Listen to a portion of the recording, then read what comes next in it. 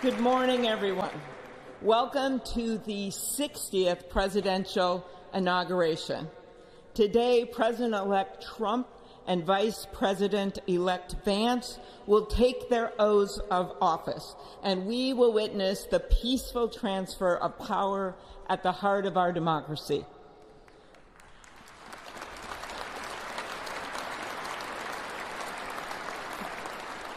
For the past year, I've chaired the Inaugural Ceremony Committee, which includes the leadership of Congress from both parties. We thank the committee and Capitol staff and law enforcement who worked so hard over the last year, and especially the last 3 days. You've done a beautiful job, and you have shown grace under pressure.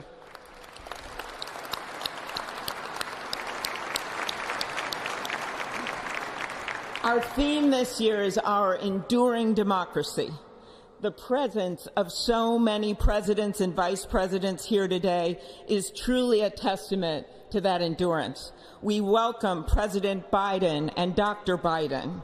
We welcome Vice President Harris and Doug Emhoff, President Obama, President Clinton and Secretary Clinton, President Bush and Laura Bush, Vice President Pence, Vice President Quayle and Marilyn Quayle.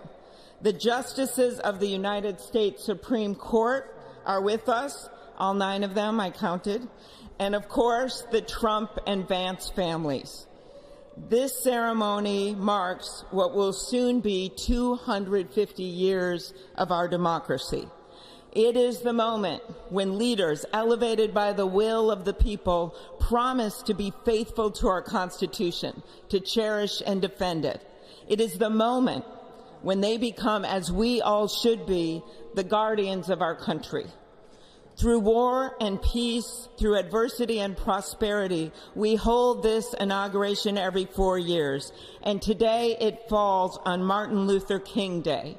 A further reminder that we must strive to uphold the values enshrined in our Constitution, the freedoms, the liberties, and, as is inscribed on the entrance of the United States Supreme Court, equal justice under law.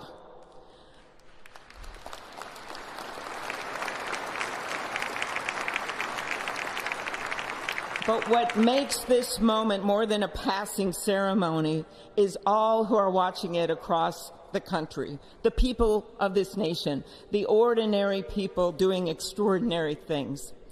President Kennedy, who at one point worked as a senator in this building and would often walk through this very rotunda, once said, "In a democracy, every citizen, regardless of interest in politics, holds office. Every one of us is in a position of responsibility." With that responsibility of citizenship comes an obligation not to seek out malice, as President Lincoln once reminded us, but to view others with a generosity of spirit despite our differences. With that responsibility of leadership comes an obligation to stand our ground when we must and find common ground when we can. With everything swirling around us, the hot mess of division, it is on all of us, to quote an incredible songwriter who just happened to be born in my state, to ensure that our nation's democracy is our shelter from the storm. There's a reason this ceremony takes place at the Capitol.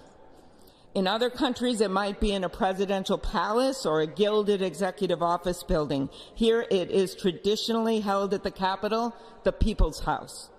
It is a fitting reminder of the system of checks and balances that is the very foundation of our government, 3 equal branches of government. That is how, for nearly 250 years, our great American experiment, grounded in the rule of law, has endured. So, as we inaugurate a new president and vice president, let us remember that the power of those in this room comes from the people. the construction workers who build our country, the teachers and healthcare workers who nurture us, the troops defending our freedoms, and yes, the firefighters in Los Angeles putting themselves on the line for us.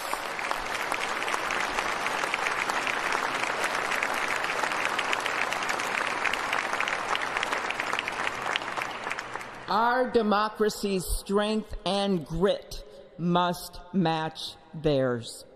May God bless our nation. Thank you.